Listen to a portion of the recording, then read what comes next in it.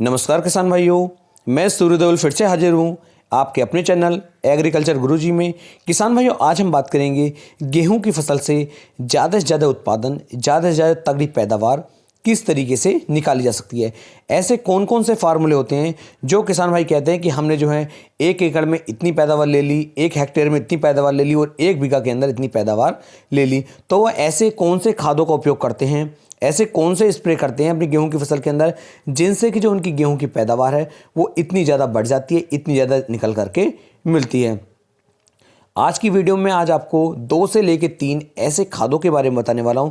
यदि इन खादों की बिल्कुल वही मात्रा जो किसान भाइयों मैं आपको बताता हूं, ये इतनी आप डालते हैं तो आपकी फसल भी बहुत ही शानदार तरीके से अच्छी वाली पैदावार आपको निकाल करके देगी। यानी कि जो पैदावार आपने पिछले बार से ली थी उस पैदावार में कम से कम 10 से लेके 15% की किसान भाइयों बढ़ोतरी तो 100% हो ही जाएगी। तो वीडियो को आप लास्ट तक देखते रहें, जिससे कि आपको एक से एक अच्छी और इंटरेस्टिंग जानकारी इस वीडियो में आपको मिल सके। यदि अभी तक आपने अपने भाई के चैनल को सब्सक्राइब नहीं किया है तो चैनल को सब्सक्राइब कर लें, जिससे कि आने वाली वीडियो की नोटिफिकेशन आपको जल्द से जल्द मिल सके। तो चलिए शुरू करते हैं। बात कर लेते हैं किसान में जो हमारी पैदावार होती है गेहूं की, ये किस चीज़ के ऊपर निर्भर करती है और इसे हमें बढ़ाने के लिए क्या क्या कार्य करने पड़ेंगे। तो सबसे पहला जो कार्य किसान भाई होता है वो है गेहूं की बुआई। गेहूं की बुआई के समय पर यदि आपने नाइट्रोजन, फास्फोरस और पोटास, इन तीनों की बिल्कुल सही डोज, सही मात्रा आपने बुआई के समय पर दी है, तब तो किसान भाइयों बहुत ही शानदार उत्पादन आपका निकलने वाला है। क्योंकि इन तीनों का शुरुआत में ही डाल देना बहुत ही लाभदायक हमें देखने को मिलता है। लेकिन यदि इन सबको आप डाल चुके हैं और उसके बाद भी पैदावार अच्छी नहीं होती है, तो किसान भाई जिन खादों के बारे में आपको बता रहा हूँ, इन खादों की बिल्कुल सही मात्रा आप देंगे तो बहुत ही बम्पर पैदावार आपको देखने को मिलेगी। दूसरा किसान भाई जो असर पड़ता है, जो निर्भर करती है हमारी पैदावार, वो निर्भर करती है हमारी टिल्लिंग पर, हमारे कल्लों पर।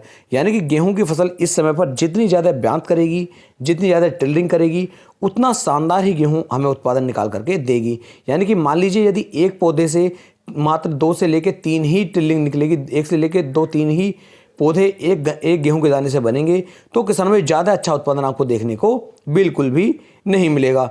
और यदि किसान भाई आपने जो है बहुत ही मेहनत के साथ, बहुत ही अच्छी एक खाद के साथ आपने गेहूं के अंदर उपयोग किया, प्रयोग किया और सिंचाई समय से की, तो किसान में एक एक दाने से आप कम से कम 10, 12, 14 कल्ले तक निकाल सकते हैं। और जितनी ज़्यादा टिल्लिंग, जितने ज़्यादा कल्ले गेहूं की फसल आपको निकाल करके देगी, आप समझ सकते हैं उतनी ज़्यादा पैदावार गेहूं की फसल से किसान भाइयों आप प्राप्त कर सकते हैं। तो इन चीज़ों पर आपको बहुत ज़्यादा फोकस देना है।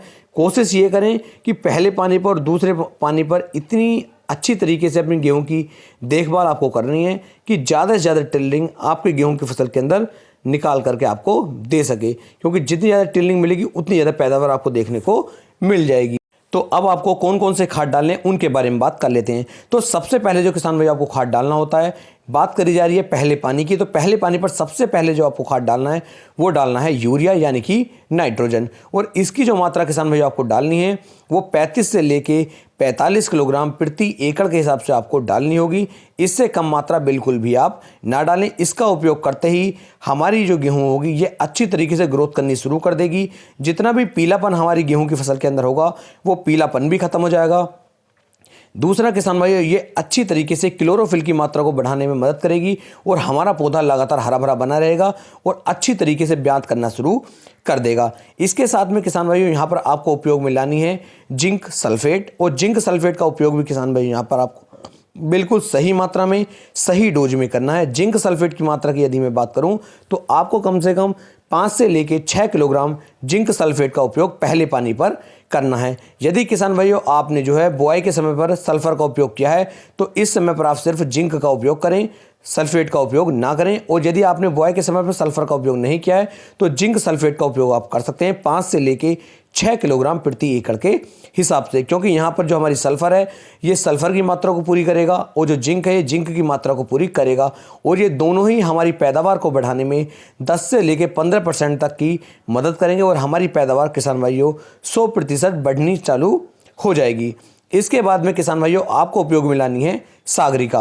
और सागरिका की मात्रा जो आप यहाँ पर लेंगे वो लेंगे 6 से लेके 8 किलोग्राम प्रति एकड़ के हिसाब से आपको यहाँ पर सागरिका लेनी है। इसके अंदर वो सभी पोषक तत्व मौजूद हैं जो हमारी गेहूं की फसल के लिए बेहद ज़्यादा जरूरी और आवश्यक होते हैं। तो इसका उपयोग भी किसान भाइयों आपको करना है। इस तरीके से किसान भाइयों इन तीनों को अच्छी तरीके से मिक्स करने के बाद आपको जो है गेहूं की बुआई मतलब गेहूं के सिंचाई करने से पहले, गेहूं में पानी लगाने से पहले इन खादों को अपनी गेहूं की फसल के अंदर डालना है और उसके बाद आपको अपनी गेहूं की सिंचाई कर देनी है। उसके बाद किसान भाइयों जब आप 10 से लेके 12 दिन के बाद अपने गेहूं की फसल के अंदर देखेंगे तो आपको एक अलग ही नज़ारा अपनी गेहूं की फसल के अंदर देखने को मिलेगा, जिससे आपकी जो गेहूं के अंदर टिल्डिंग होगी, पोंगे होंगे, कल्ले होंगे, ये बहुत ही ज़्यादा मात्रा में बन जाएंगे।